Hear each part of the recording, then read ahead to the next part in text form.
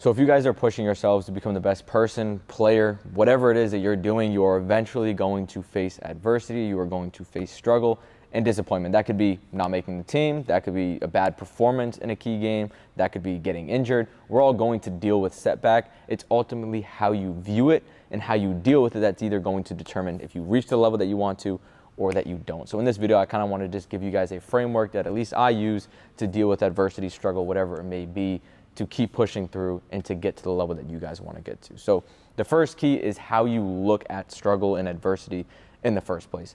Now, again, like I said, if you want to do something special, if you want to achieve certain things, that's part of the process. There's nobody at a high level that hasn't had to deal with this. Michael Jordan, we all hear the story about he got cut from his varsity team as a freshman.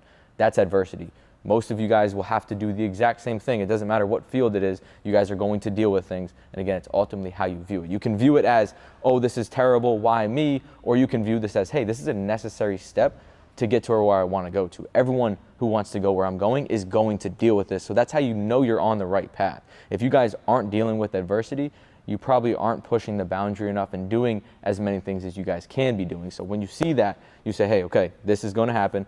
Now I can just push through this, and now I know that I'm on the right path. And every single hurdle that I get over is just one step closer to my goals. Now, the second thing, which is one of my favorite tips, is simply zooming out. When you look at something on a day-to-day basis, okay, I have this problem today, it seems like a very big deal because you're only looking through the lens of today. When you can zoom out to, hey, a month from now, is this really gonna be a problem? A year from now, is this really gonna be a problem?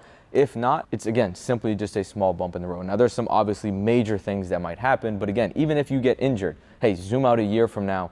Again, it's not ideal, but in the grand scheme of things, it's not going to matter that much. Point 3 is write everything that you can control down and the things that you can't control. Most people are going to spend a lot of their time and energy worrying about the things that they can't control. For example, say you guys get hurt, you hurt your ankle, you rolled your ankle, you tore your ACL. You're gonna spend all this time worrying about, oh, I shouldn't have went up for that layup, I shouldn't have done this, oh, my knee hurts, all that.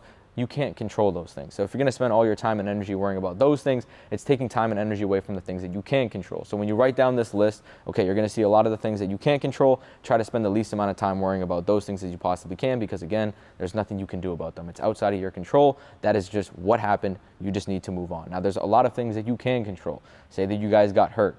Okay, maybe you can't run around. Maybe you can't work on your lower body, but you can work on your upper body. You can work on your diet. You can work on film. You can work on your mindset. And these are all things that you guys should be doing and putting your time and energy into worrying about what you can control and the things that you guys can still do on a daily basis to get better and to get a little bit closer to your goal. You can always sit there and sulk and, oh, this is terrible. I'm not in a good spot. This sucks. Or you guys can actually spend time and energy worrying about where you guys want to go and the things that you guys can do. The fourth thing is to try to create a plan from where you guys are at to where you want to go and try to find the smallest wins that you guys can possibly get on a daily basis. Oftentimes, when people are in these positions, dealing with adversity, dealing with struggle, they get really weighed down because they feel like there's so much to do, they're so far from where they want to be, or they're just kind of overcome with these emotions that it's tough to start to gain momentum. One thing that you can do, whatever it is that you guys can control, right? Maybe that's getting a 10-minute workout, maybe that's going for a walk, maybe that's reading 10 pages in a book, maybe that's getting 50 push-ups. Try to figure out something small that you guys can do on a daily basis to get that win and to start getting a little bit momentum going in your direction. Because oftentimes there's a good book out there called The Motivation Myth, which people think, okay, you get motivation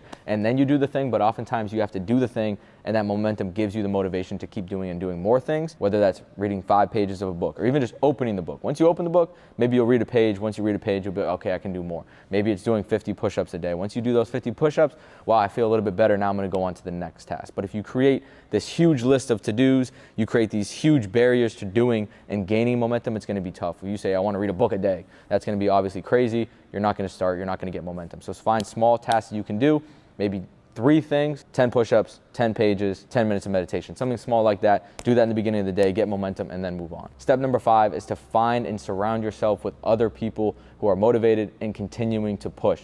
If you guys are constantly around people who love to talk negatively or constantly sulk, you can be in this position and you say, oh, you know, I didn't make the team. And they're like, dude, who cares? You know, like, you don't even need to play basketball, go do this. If you're around bad influence, those problems are just gonna spiral into bigger problems and you don't need that. If you can get around people who are also trying to do big things, they're going to be sharing, hey, you know, this happened.